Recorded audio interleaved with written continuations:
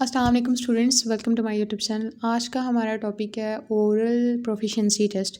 सो basically oral proficiency test एक person की speaking ability को देखने के लिए लिया जाता है कि वो कितना अच्छा बोल सकता है। ठीक है, उसके ग्रामर कितना अच्छी है, वोकैबलरी कितनी अच्छी वो यूज़ कर रहा है, और प्रोनंसिएशन कितना अच्छी है, वो कंटेंट कितना अच्छा क्रिएट कर रहा है, उसको कितना फ्लुएंसी हासिल है लैंग्वेज को बोलने में, स्पीक करने में। ओके, सो स्टार्ट करते हैं। Oral proficiency test OPA assessment is a valid and reliable test that measures how well a person speaks the language.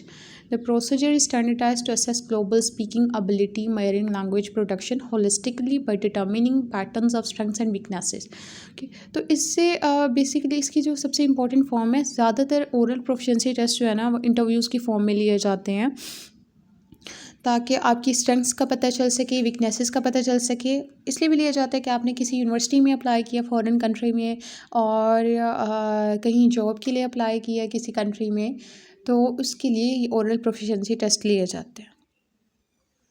Oral proficiency interview, one of the most widely used tests for measuring oral proficiency is the oral proficiency interview, which has been used across dozens of language around the world for several decades now. The OPI is carefully designed to elicit pronunciation, fluency, integrative ability, grammar, and vocabulary. तो interview इसीलिए ही लिया जाता है कि pronunciation check की जा सके, कि आपसे जो इंटरव्यूअर है वो क्वेश्चन करता है तो आपने जो आंसर दिया है वो रेलिवेंट टू द क्वेश्चन है, उसमें क्लैरिटी कितनी है, फ्लुएंसी कितनी है, ग्रामर मिस्टेक्स तो नहीं है, वोकैबलरी कितना अच्छी है, प्रोनंसिएशन कितना अच्छी है। तो इसलिए ये इंटरव्यूज़ वगैरह कंडक्ट किए जाते हैं। It can be used to assess a student's readiness to study abroad or to work in a foreign language setting.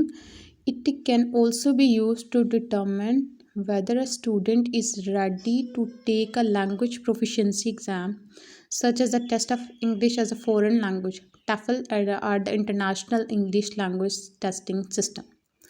सारी एक ही बात रिपीट हो रही है। TOEFL जो है, test of English as a foreign language, तो इसलिए दिया किसी यूनिवर्सिटी में अप्लाई किया है, उधर इंग्लिश लैंग्वेज यूज़ हो रही है, तो आपको टफल देना पड़ेगा। और उसके बाद या आपने कहीं पे जॉब के लिए अप्लाई किया है किसी कंट्री में, तो इसीलिए ही ये सारे टेस्ट वगैरह लिए जाते हैं। In recent years, technology has played an increasingly important role in oral proficiency testing. For example, some tests are now administered over the phone or video conferencing software. This allows test takers to complete the test from the comfort of their own home or office, and it can reduce the cost and logistical challenges associated with administering the test in person. तो वो कहते हैं recent years में technology ने बहुत important role play किया oral proficiency testing में।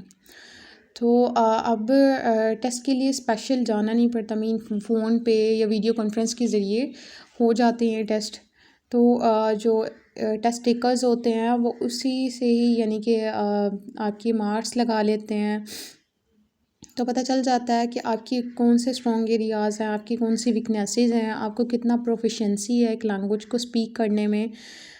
तो ये सारा था हमारा टॉपिक ओरल प्रोफिशिएंसी टेस्ट का। आई होप सो कि आपको समझ आ गया होगा।